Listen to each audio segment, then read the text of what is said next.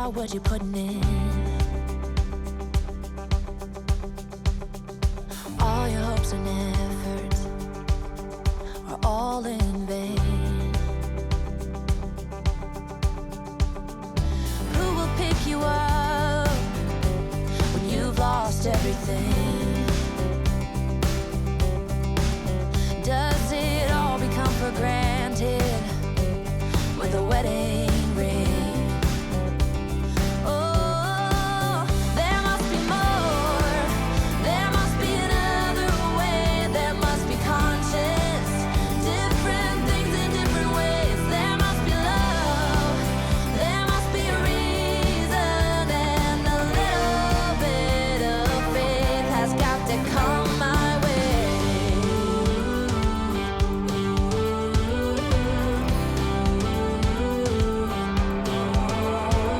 I was just a little girl when my mama used to say, ooh, happiness requires work every day. Oh, and if that someone makes you smile and leaves you with a scar, don't let them tell you what you feel or who you are. Oh, there must be more.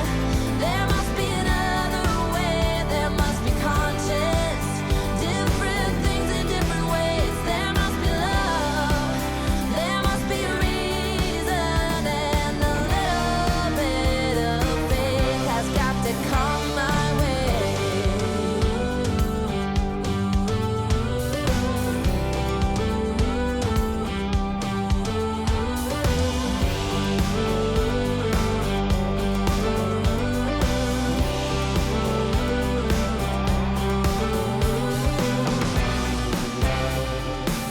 I gave it all to you for too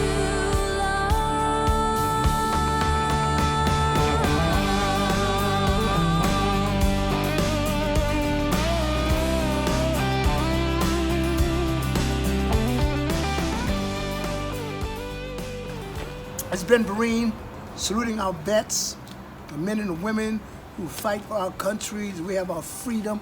Thank you very much. I can't thank you enough for allowing me to have this opportunity to remind you of when we were together in 1843. We worked on that war, so it was amazing. You guys and you women were there, and we were in the trenches, and we fought in the trenches together, and here we are now in 2020, and you are still holding the fort, holding the ground. Thank you. Hi, I'm Edward James Olmos, and I'd like to thank you from the bottom of my heart for everything that you've given to your country and that you continue to give to your country to keep us safe and protected. Your family and I are so proud of you. Thank you so much for everything you've done for all of us. Continue to have a great holiday season. May God bless you, and God bless America. Hi, I'm Glenn Turman, and I'd just like to take the time to say thank you to all of our vets, the men and women of the armed forces who've put their lives on the line and sacrificed so much to protect this great nation of ours. Keep up the good work. Hi everyone, I'm Kate Linder. I play Esther Valentine on The Young and the Restless, and I'm also very honored to be one of the Hollywood ambassadors for Habitat for Humanity.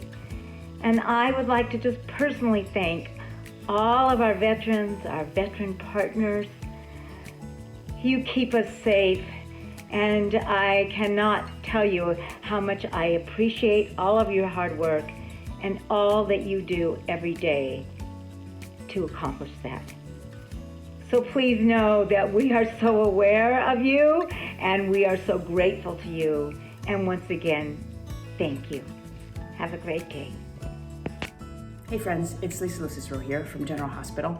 Just wanted to reach out to my Habitat for Humanity family, to all of you active service military families, to all you American vets. From the bottom of our hearts, we thank you for all that you've given, all that you've done, all that you continue to do and sacrifice to keep us safe, to keep America safe and make our lives better. I cannot think of two groups that belong together more than Habitat for Humanity and American military families. You know more than anyone on this planet what it is to sacrifice, to give of yourselves, of your time to other people to make their lives better.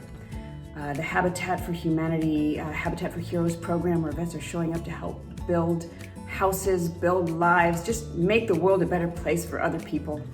We appreciate you and we want you to know it today on Pearl Harbor Day and every single day of the year. Thank you so much for doing what you do. Hello, my name is Michael T. Williamson. I'm an actor director.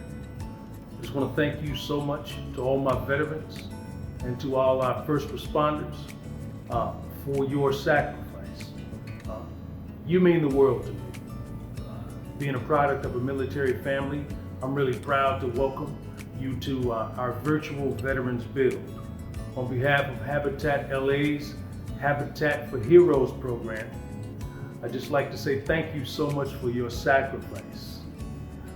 All that we do would not be possible were it not for all that you do to keep us safe and to keep us free. Thank you so much for your sacrifice. All right, continue to live your truth and do what you do, and we will continue to appreciate and pray for you. Thank you so much. Blessings. As we celebrate this Veterans Day, we honor, we salute, we bless, and we pray for each and every one of you who has served our country to protect our rights, our liberties, our humanity, our fellowship, and our communities. Thank you to each and every man, each and every woman, each and every first responder. Today is your day. Just as this picture shows, we do this all together. We pull for our America, unified in one direction. God bless you for your sacrifice. God bless and thank you for your service. Oh, say, can you see by the dawn's early light what so proudly we hailed at the twilight's last gleaming, whose broad stripes and bright stars through the perilous fight o'er the ramparts we watched were so gallantly streaming. And the rockets red glow,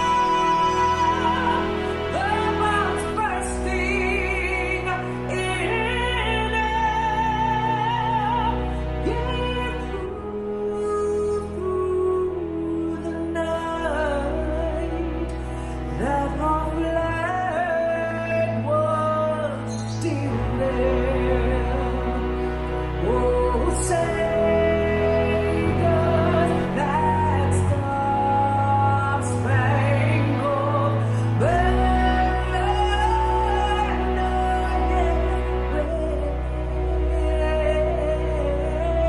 wave o'er the land of the free and the home of the brave.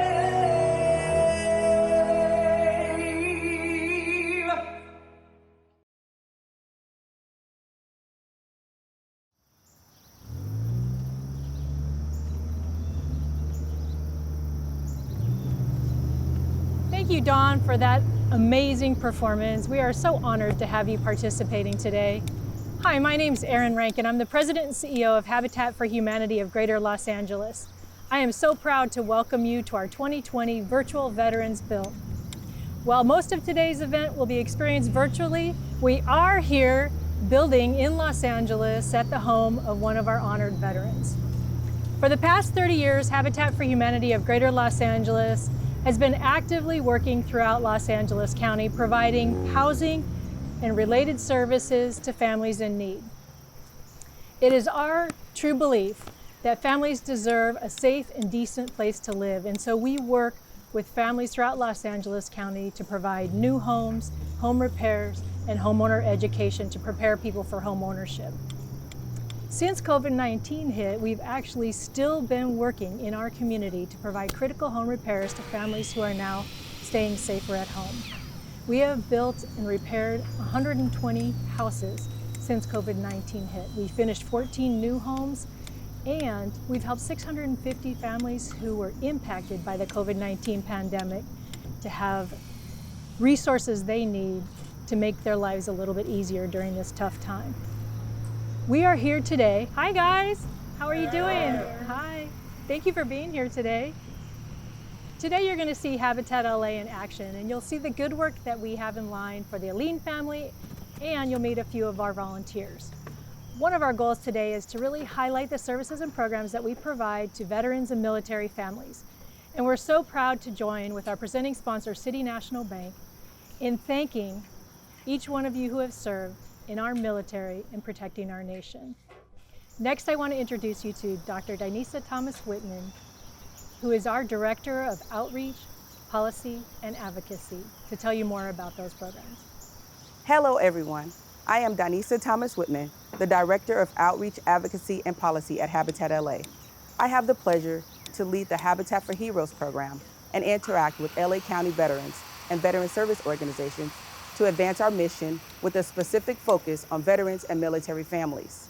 Launched in 2011, this program is built on several pillars that include building and repairing homes for veteran families, educating veterans on the home buying process and financial literacy, providing volunteer opportunities for veterans to continue serving a cause greater than self, and honoring veterans for their courage, commitment, and sacrifice for us all. Since the program's inception, we have supported more than 275 veterans in our homeownership and home repair programs.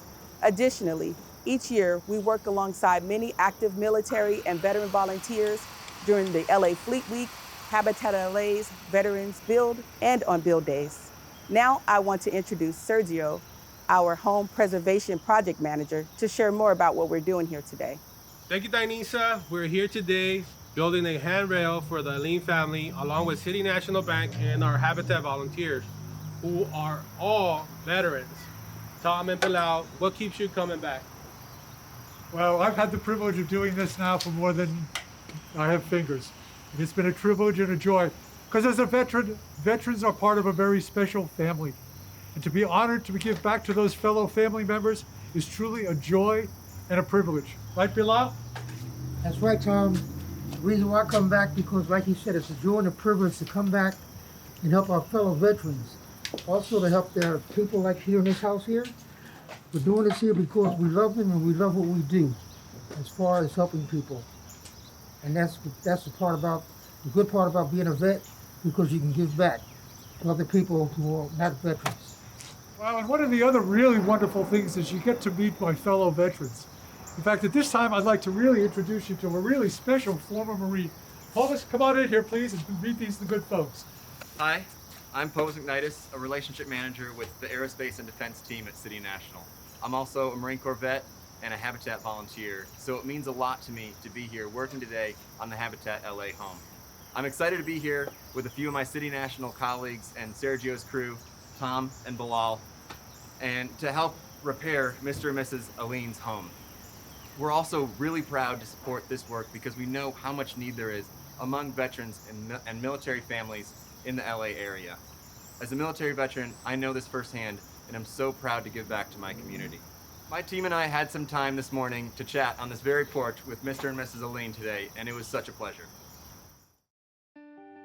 My name is Mary Alline, and I'm originally from Montrose, Louisiana, where I was born on a plantation, Henry Laura plantation, and my parents were sharecroppers.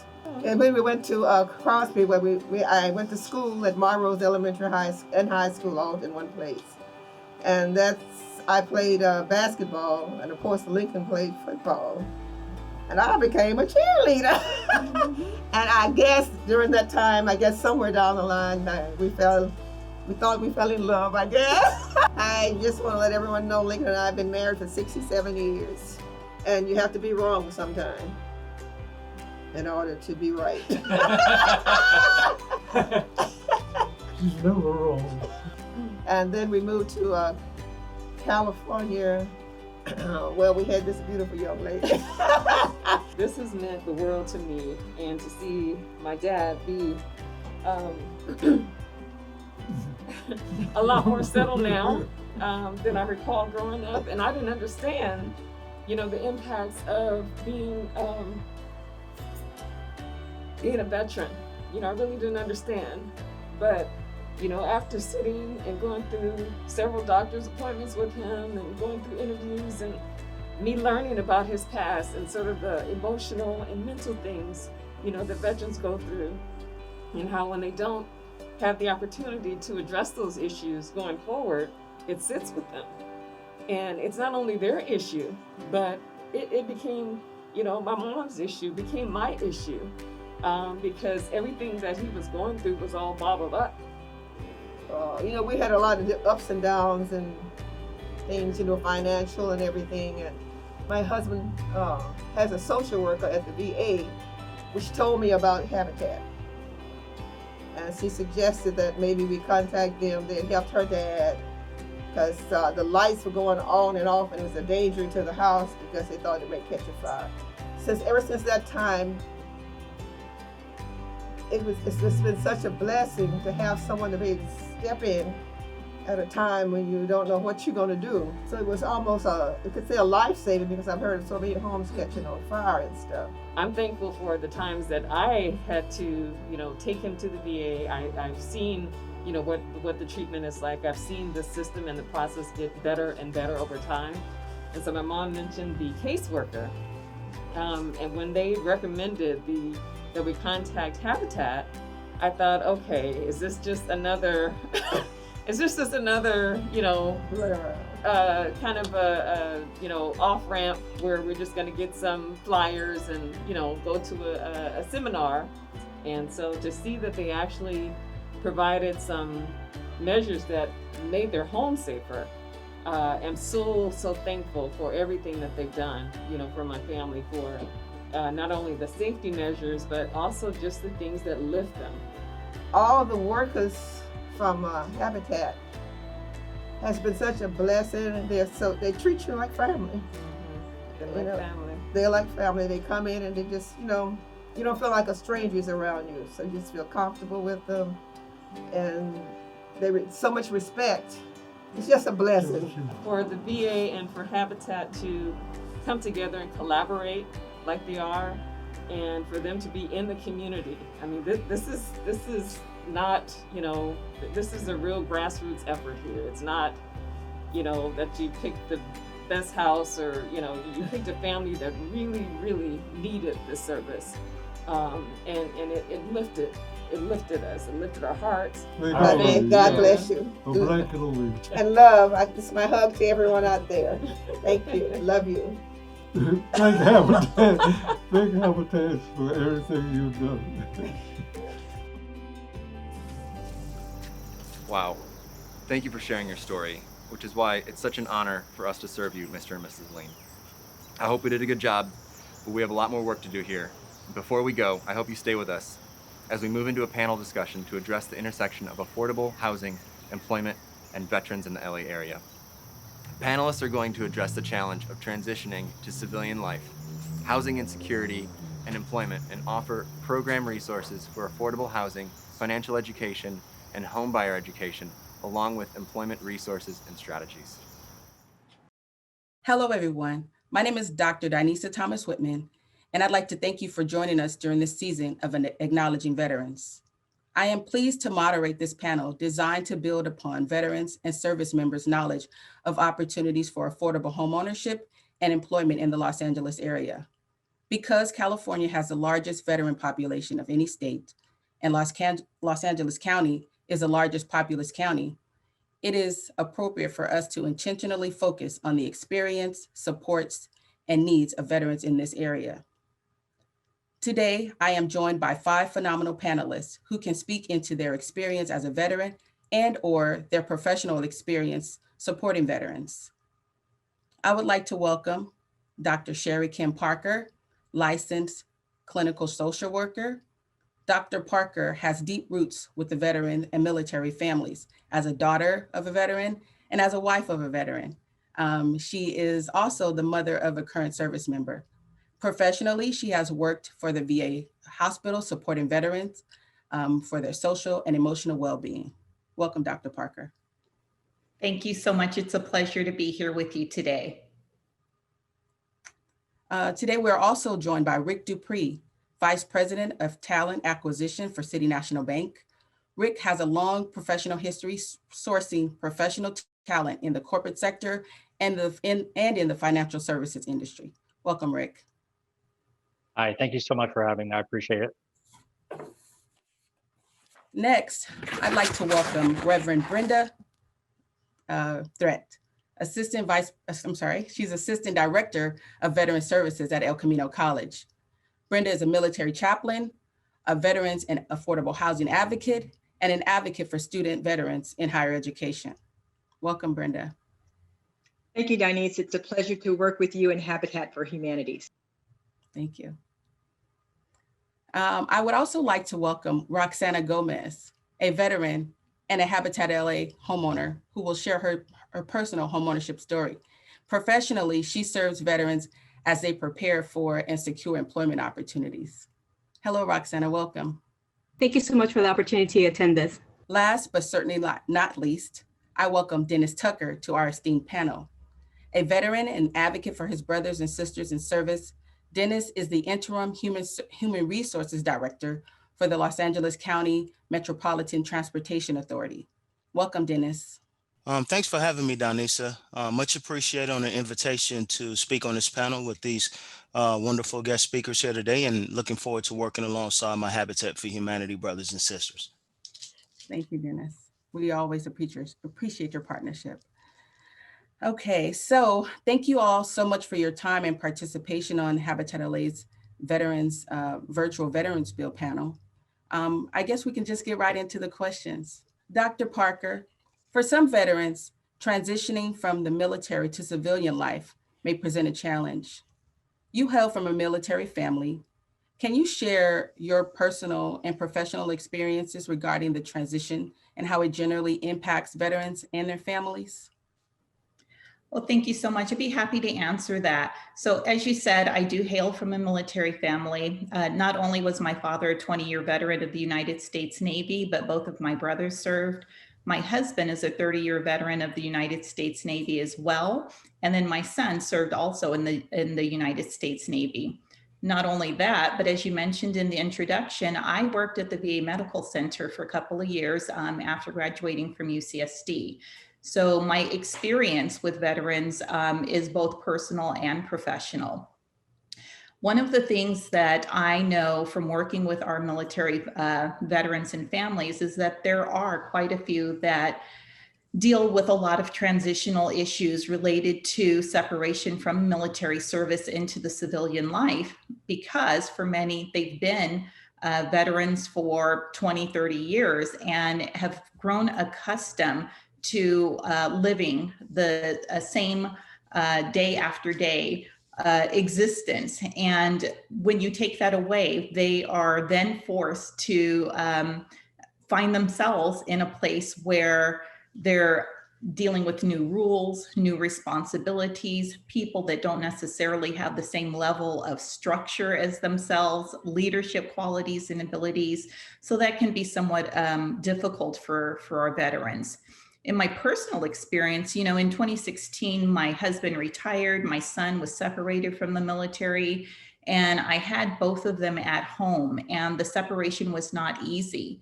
My husband, who, you know, served as the regional chief recruiter for Western region of the United States, was accustomed to leading thousands, literally, of people, started his transition prior to his military service.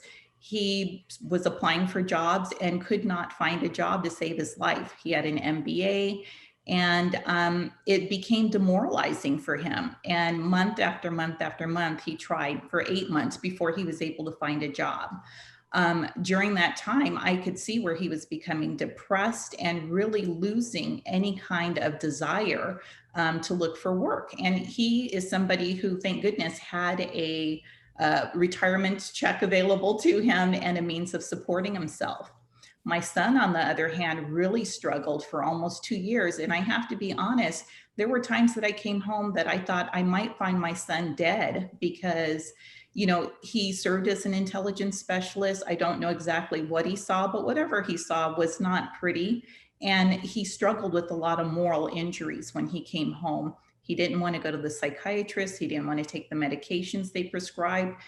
He would stay in his room and literally for, you know, months be in the dark, sometimes not bathe. So he's in a much better place now, but that was very difficult for me. Even as a mental health professional, it's one thing when you're treating other veterans, but it's another thing when it's right there in your home. Right. Yeah, I can imagine. I'd like to open that question up to any others. Your experience with, you know, people transitioning. Sure. This is Brenda. I work at a college, and one of the very stark contrast is to see veteran students in a classroom with students that don't have the same experience. These students have, the veteran students have, they've been overseas, they've been in combat, some of them, they've got an experience where they have had to take responsibility, make decisions, along with a very structured existence. And then they come to college, and students that don't have a military experience are questioning the professor. They're taught not to question. They are, you know, making their own decisions. And that isn't something that a platoon person would do. You know, it's like there is a team, we've got one another's back and we're doing this together. Sometimes the veteran students will stand up. The professor doesn't understand, or they'll keep their back against their wall, or they'll keep their eye on the door. And all of these things are entrenched in who they are and how they are. And it's a difficult transition for them in school because their classmates that are not military don't understand them. The professors don't understand them. And sometimes there's a conflict. And we've had students that have like walked out and come to our office just about to explode because they just cannot take this free-for-all that is, you know, what young people have learned to be in classrooms. So that's like another area in addition to what Dr. Parker had mentioned, when military people separating come home and the world is different. It's not the world that they left. My family, the same thing, my brothers, my uncle, my father, all military people. And the world is a different place for them. And learning to navigate the world is a challenge that we all have to get behind them and help them do. Yeah. Well, Dennis, did you want to add something? Well, I was just going to add that was very well stated, and thanks for sharing, Dr. Parker. You know your personal story there, and Brenda, from an educational standpoint, working with veterans. I would add that's the difference between you know, the employment piece. Employers want to hire veterans on a consistent basis, I may add. The difference is, I think, on the employment piece, employers really have to dig down and dig a little deeper and really focus on what a veteran hiring initiative looks like within your local agencies, within the employment piece. I mean, you should go as far as really looking at that talent pool of veterans that you want to hire, that you look forward to hiring and seeing what that looks like? Does that look like helping with the resume? Does that look like maybe doing interview skills? Just the basic knowledge portion of it is what we're really talking about here. And to Dr. Parker's point, that would really add to underemployment, or unemployment, for lack of a better word, within the veteran space. I mean, help is necessary, and help all around. When you talk about holistic help, it's from an employer standpoint, from a workforce standpoint, and from the individual veterans themselves. Yeah, thank you so much, Dennis, for adding that. You jumped ahead a little bit on some things that we're going to talk about employment, but those definitely, I believe, holistic is definitely the approach. So I want to just direct a question to you, Brenda. You work with students, veterans, and you have a long career with affordable housing and veteran housing. I know that as people separate from the military, housing becomes a large challenge. Can you talk about, the challenges that people have, and then some of the resources that veterans have available to them as far as housing is concerned? Sure. My other job, I ran an agency that provided housing for homeless veterans and veterans that were transitioning into permanent housing. And my work with you, Danisa, and Habitat for Humanity was like, this is awesome. We have an ability to help veterans to become homeowners. But for all of us who have ever purchased a home, we all know how grueling that process is. You got to have your credit, taken care of. It's got to be Trump tight. You've got to have the down payment. You've got all this paperwork. You got to look for a house that you want, where you want to live.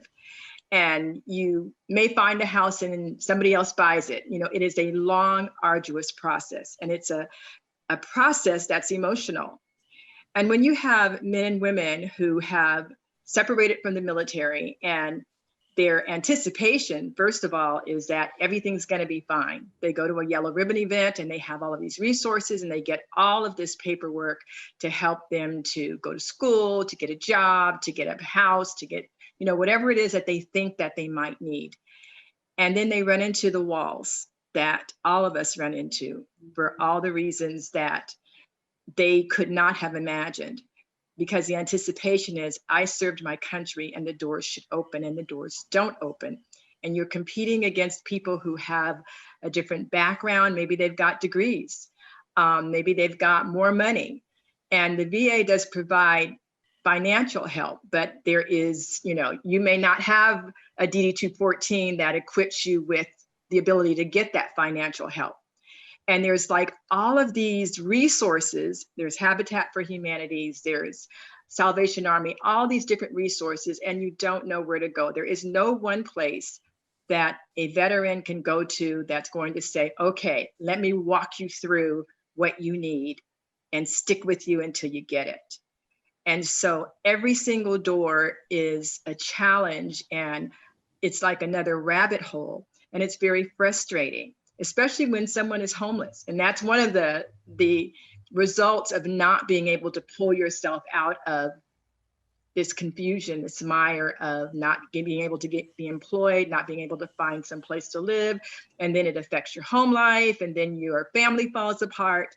And in the case of where I was working, we were taking in at least 3 or 4 veterans a day that were homeless. And changing that trajectory and that thought process to get the confidence and to pull your emotional strength together to move into a place where you can actually say, I can be a homeowner if I can just get over these walls, is very, very difficult. Yeah. Thank you. Thank you so much for sharing that. Oftentimes, as in my role at Habitat, I will go out to what they call stand down events. And many times those are targeting homeless veterans and who are maybe not ready for a home ownership opportunity through Habitat. But I always say, I'm going to go because it is important for them to know that this is an opportunity, this resource is here for them, so that one day, when things line up, they can look to Habitat for an opportunity to become a homeowner. And with that in mind, I'd like to turn our attention to Roxana, who is a veteran and a Habitat homeowner. Roxana, can you share, a little bit about your homeownership journey, how you became a Habitat Partner family, and just, what this has meant for your family? Thank you so much. So just to give you a little background to how I got connected, I was part of the Veterans Advisory Council with Habitat, and I was able to find out the resources and share that with our fellow veterans that were looking to be connected. After a few years, I found myself needing to also look at home ownership to provide for me and my family. So again, yes, we have a lot of resources, but there was a reason why I was geared towards looking into Habitat, because every program has a requirement. So I did try the CalVet home loan, and that's one option. And I realized, okay, well, I'm a single parent and my income isn't enough to qualify me for a higher mortgage. So again, I looked at my options and I realized one thing with Habitat, they were giving me what I feel is the best, which is an affordable mortgage. Because again, I am a single parent, I have a stable employment, I'm a veteran, I should be able to use VA home loan, but that wasn't also working out. Again, affordable housing for me, affordable mortgage for me is what Habitat was able to give me, and the biggest blessing because I was able to provide for me and my family. Oh, thank you. And how long ago was that you purchased your home?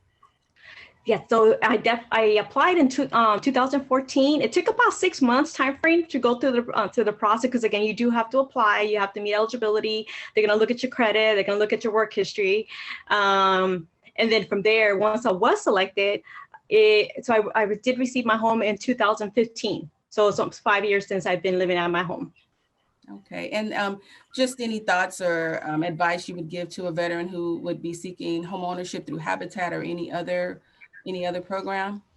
My the best advice I can give them is look at all options. Again, we have the CalVet home loan, the VA home loan, regular home loans, but you got to look at the big picture, not just applying. You got to look at how much of a mortgage will you be able to qualify for, how good is your credit, how long you've been employed. So again, with Habitat, I love that they had a workshop that they focused on giving you the specifics. And then as you went across, started filling out the application, if you had any questions, they helped you one-on-one to be able to meet the requirement. And I love that because it made it easier. It wasn't just walking in and filling an application. No, they walked you through the process, and I enjoy that. Thank you, thank you. Well, I'd like to shift gears a little bit. Dennis, you did start us down the road of talking about employment. So I'd like to bring you and Rick into this conversation. Because as Roxana mentioned, employment is important as we transition, but in a quest for home ownership or renting a safe and affordable apartment or something. Mm-hmm. Both of you have extensive experience working with talent acquisition. Rick, you're in the corporate sector, financial services. Dennis, you're in the public sector with Metro LA. Rick, can you share with me just a little bit about some of the initiatives that City National Bank has for hiring veterans, military spouses, or civilians who have worked in the military? Absolutely. Thank you for the question. A lot of what we've all started talking about, we had to do and build from scratch here at City National. Over the past year and a half, we had to try and find strategies and build those around ways to get in front of military and veterans. Through that, we had to figure out what partners would be good for us, where could we go to actually build those relationships. Two places that we have actually established those relationships were through Higher Purpose and military.com. We wanted to make sure that we were taking our positions and distributing them out into the workforce and getting in front of as many military vets as possible through their network and organization. So we have found that has been successful as far as getting our word out there and our jobs out there. But that doesn't always fit the bill. And then as people have discussed on this call, how does that translate military positions into civilian life? Through our partnership with military.com, we were able to leverage their military skills translator, which does help military. It's not the answer to everything, but it does help translate what their military skills are into civilian positions so that they can better figure out where to apply and how that will translate, and they can build a resume from that as well. So through this, also making sure that the company is bought into helping veterans. Here at City National, that is driven home all the way through our CEO, Kelly Coffey, and her involvement in the Leadership Council for the U.S. Vets Organization. So looking at companies that are bought into helping vets, seeing what they can do, how they can be helpful, and how they can bring vets into the organization. We did have to take a step back and figure out what are some of those challenges. Through this work, we started in-house looking at how the veterans were getting employment, their face-to-face interviews. In-house, we created a panel for country, for community, a veteran story. This gave us the opportunity to talk through our resource groups and our current in-house colleagues to discuss their challenges. What hurdles did they have to go through? How did they get acclimated, build their resume, get in front of us, and leverage their network?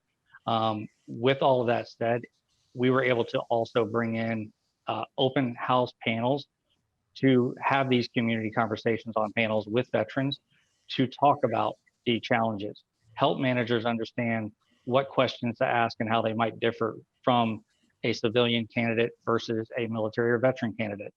And a lot of that has built our platform so that we are better equipped to help bring in veterans to our network. Wow. Oh, those are really great points. Thank you, Rick.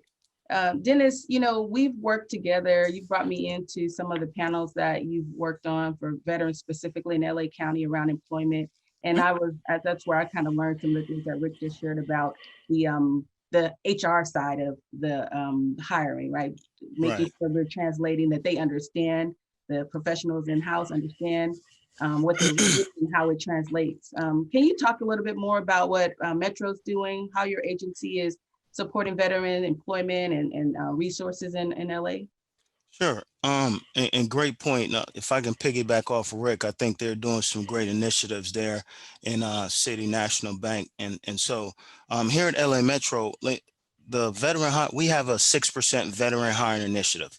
And so that started at about, let's say, April of 2012, when American Public Transportation Authority did a survey amongst all the major transportation organizations. And they said, if we have a gene pool full of veteran servicemen and women, why aren't they getting into the transportation industry? Why are they not working, leveraging those skills, knowledge, and attributes, right?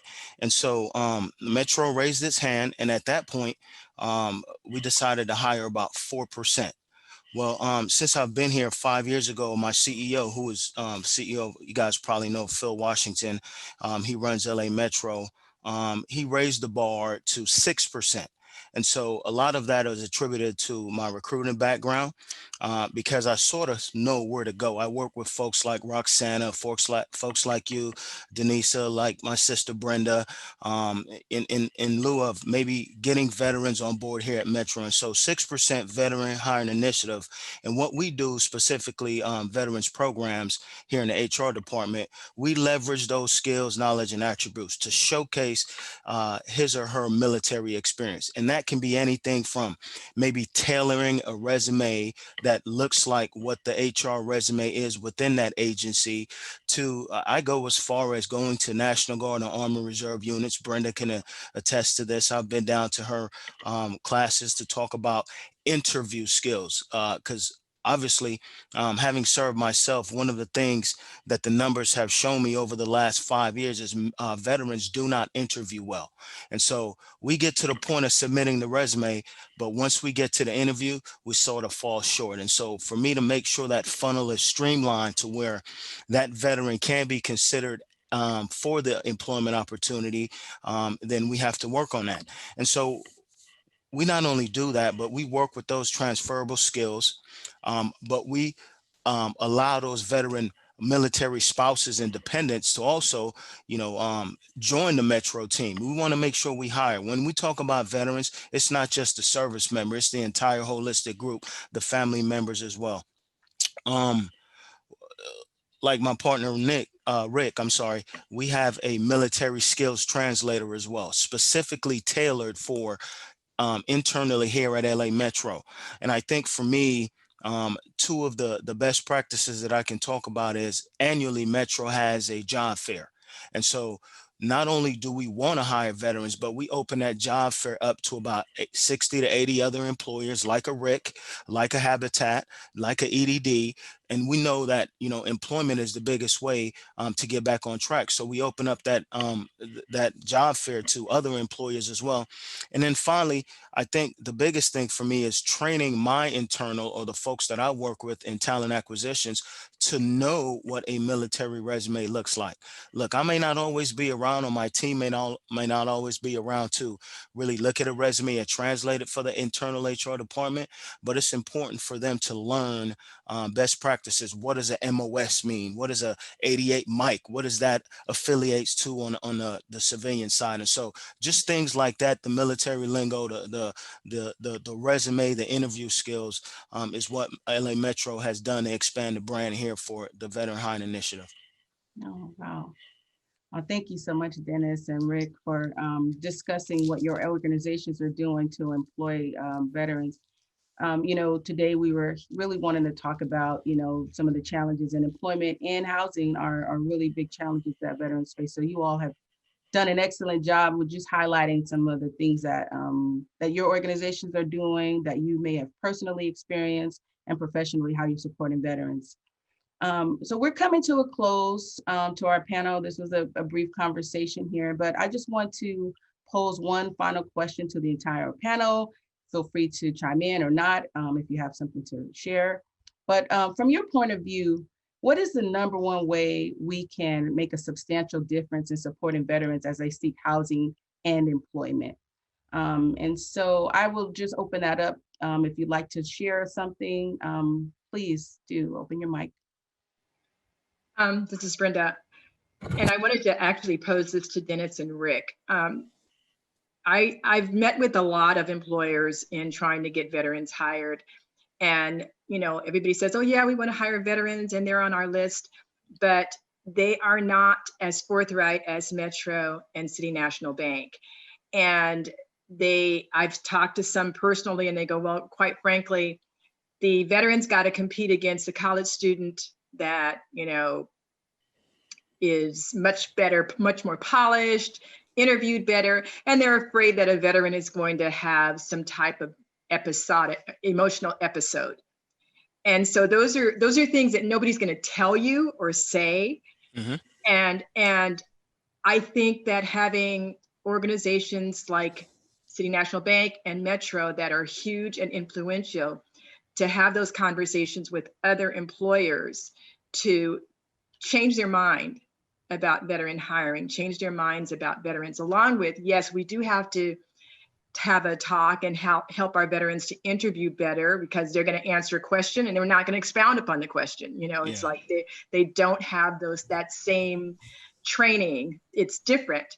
And so, but I think that having leaders to lead other employers to be more forthright and to be more open to hiring veterans, because Dennis, you said this over and over again. Mm-hmm. The key to success is a good job. Yeah. And the key to housing is a good job. The key to ending homelessness is a good job. The key to health and in our communities is a good job. So hopefully that will happen with some changes. Thank you. I'll jump in with a little perspective on that, because some of what is being done is getting that internal network. And you're right, it's harder for somebody coming in to a company and or a position without that skill of interviewing and or the right resume to build that. But what we have tried to leverage is internally. Most companies, no matter how big or small, have vets working for them. Yeah. And that is a network that vets that are outside of the company might not know how to leverage, whether that's through LinkedIn, whether that's through their branch of the military, people that they served with. They're not used to that networking piece outside of the military, when in turn that could be some of their best leg forward. Having the company talk to these internal vets like we did, a lot of times you don't know what you don't know. And referrals are normally the best way, the best employees, the most dedicated. So you have vets working for you. Leverage that network to bring in more vets. They're already at your company. They're already successful. They've got a great relationship with the manager. how do we leverage that and bridge that gap? And I'd like to just piggyback exactly on what Rick just said. It really is your connections, your ability to understand someone on the level of a veteran. And I think if more employers truly embraced and took the time to understand military culture and to understand all of the skills and experience that veterans bring to the workplace. They are dedicated, they are loyal, they show up on time, they follow orders, they're not going to talk back, they don't call in sick, they really show up and they get the job done. And if more people had a better understanding of just how valuable our veterans were, I think we'd have a better opportunity to connect our veterans to different employment opportunities. So I encourage all employers to really get to know your veterans and embrace that culture within your organizations. If you don't mind, I'll add one more thing just to piggyback off of that, because it's so vital in what the veterans can do and need to do, because as Dennis described earlier, that translation, their resume, their profile on LinkedIn or wherever they're posting their resume, sometimes they're not going into that translator. And then if somebody from my team as a recruiter goes out and does a search, what they're looking for might not come back off of their standard military resume. So getting some of those words translated and or ways that would be in a search done by a recruiter to better position them, at least for a phone call. We still got to work on the interviews and how we can help them, but we've got to give them a chance. And if we don't have the right things out there on the internet for people searching for employees and veterans, they're already behind the 8 ball, and we need to help them get better service that way. So Roxana, before I know you probably had some closing words, just a couple things I want to add. I think having served myself 3 ways of what I think is successful transition. And before I share that though, take just a couple minutes, Denise, if you don't mind. Is they say numbers matter. So they did a recent survey, the VA did, and they found that 60%, the top 3, these are the top 3 successful transition mechanisms for veterans. 60% of veterans found it hard navigating VA programs and benefits. That's the number one, 60%. 55%, number 2, found it hard to find a job and transition into a job. And then number 3 was 41% found it very hard adjusting to civilian culture. And those are the top 3. Now, that was just a small survey of about 8,500 people, right? Given a current state of affairs, 1 million veterans have filed for unemployment. Now, that's a 12% increase from what it was in the 2008 recession. 12%. 1 million veterans nationwide. This is not just LA County or the state of California. Nationwide, 1 million veterans. That is 1 million too much, right? And so if you see those numbers, part of that transition and successful transition is on the veteran themselves, right? And I'm going to go a little bit deeper with this because having served, I think the word preparation comes to mind, right? As much as we hold we hold these employers to the fire, but a lot of it, to my military brothers and sisters, if you don't hear nothing today, there's a couple things that you can do to get your feet back on solid ground. The first thing you need to do when you transition out is find that nearest unemployment office and file for unemployment, right? Because Department of Defense have put money into that DOD, the Department of Labor funds for you. You're working in the military service, guess what? You're paying for unemployment right now. And every time you transition out military service, you're unemployed. So go get the money that you put into that pool of money. That's the first thing. The second thing is find a trade. That means get in school. 83% of military men and women are probably enlisted men and women. That means they don't have a 4-year degree. And that's a big chunk, 83%. And so Yes, that sheet of paper is a difference maker between you making 27 bucks an hour or jumping into the 45 to $50 range. Absolutely. Right. And finally, get with a veteran service organization and get your service connection claim into the system, right? Those are my first top three that I always talk to my veteran brothers and sisters about. It is a difference maker from you being homeless or living house to house or in back of someone's car than for you to be living in a home or an apartment or a townhome, right? It is just a difference maker because you have the skills, you have the knowledge, you have the attributes, help gain the knowledge that these employers need so you can be considered for that job. And so I'm going to throw a little bit ownership back on my veteran brothers and sisters, having been down that road myself. And so I want us to know that as daunting as that task is, it is easily accessible. If you prepare, we can approach this, we can address this. This is nothing but another mission complete if you prepare yourself and make sure you put the right people and ask the right questions. And you have benefits. Yes. Get 'em. Use them. Yes. Thank you. Roxana, Very do you well want said. to add to? I saw you lean in a little bit. Yes, I definitely did. I know that right now, most of our EDD offices are closed, but just wanted to let the veterans know we're still available. We're still there. We have the management staff on site so that they can connect the veteran to our veteran representatives to assist them. There's a lot of resources. There's still employment opportunities, still virtual job fairs going on, recruitments that we're still coordinating. So as long as our veterans are being connected to us, we'll continue to assist them, even if it's from a distance. Thank you. And Dr. Parker? Yeah, I just wanted to say also to my veterans, please seek the services and supports that you need.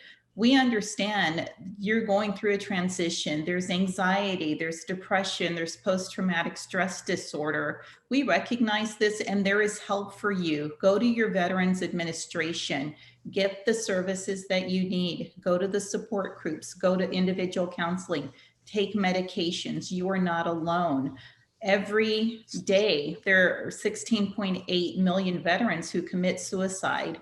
That's 6.8, excuse me, not million, but 6.8 per day. Too many. That's just too many. Know that people care about you. We love you. Don't let the stigma of receiving mental health services deter you from getting well and getting the help that you need. Well, thank you. Thank you so much, Dr. Parker, for sharing that. That is vital information, and we definitely want everyone to get the supports that they need. I just want to thank you all so much for the conversation today. Generally, I really wanted to start taking notes, which is what I would do when I'm in a panel or participating in a panel like this. But you all have just shared just a wealth of information in this short amount of time. So I just really want to thank you so much for sharing your knowledge and your expertise and your personal experience with the audience. I just appreciate it so much. To the audience, I'd like to thank you for attending this panel discussion. I'd like you to know that we're going to provide contact information for all the panelists and their organizations. We do have a digital program book that will be available. Also in the chat, we'll provide links to their organizations.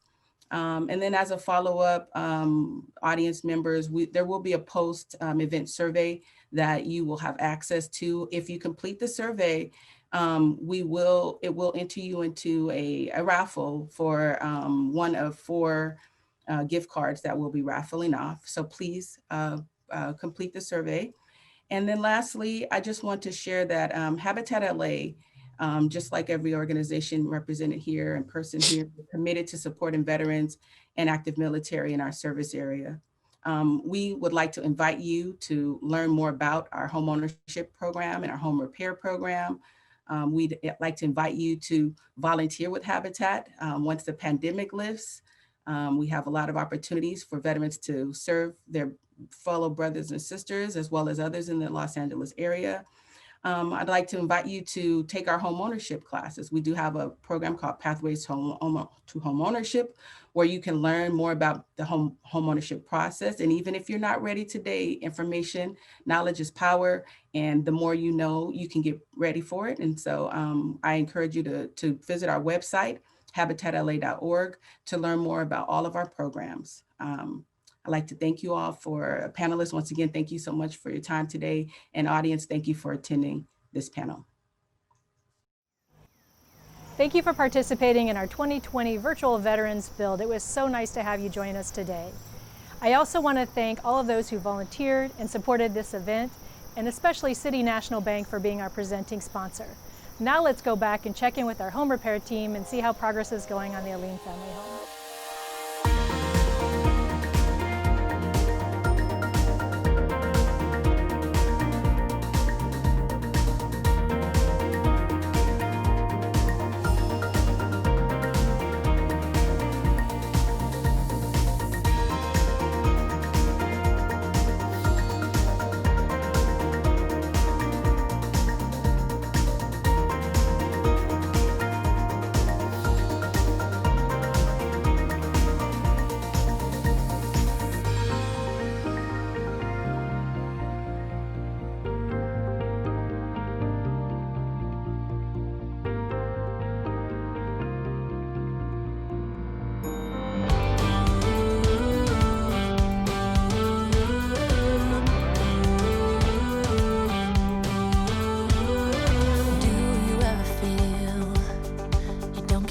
What you're putting in, all your hopes and efforts are all in vain. Who will pick you up when you've lost everything? Does it all become for granted with a wedding ring?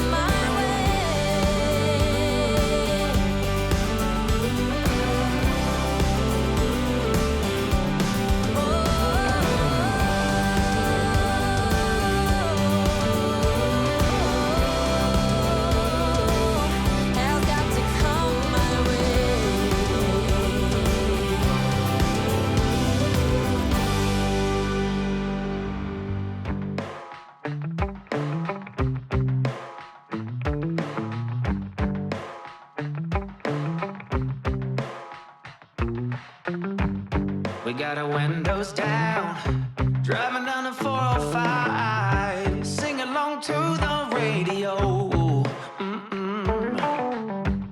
We're gonna make it someday, nothing's gonna get in our way. We will be the biggest band in town. Round and round the world we'll go, putting on the greatest show. So make sure that you don't miss out, just be there. We're taking our shot, bring what you got.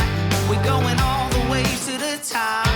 We will hear the sound of 1 million people screaming our names when we're backstage. We'll play loud, surfing the crowd. Everybody's jumping around. Yeah, that's the place where I wanna be. Going on stage, headline on a Saturday night. Oh, oh, oh, Saturday night. Oh, oh, oh. I'm gonna quit my job. Never wanna have no boss. I just wanna play my rock and roll like they do on the radio. Tommy's got brand new drums, and I still have my old guitar. And John said this next song's gonna be real good, if you know what I mean. Round and round the world we'll go, putting on the greatest show. So make sure that you don't miss out, just be there. We're taking our shot, bring what you got. We're going all the way to the top. We will hear the sound of 1 million people screaming our names when we're backstage. We'll play loud, surfing the crowd. Everybody's jumping around. Yeah, that's the place where I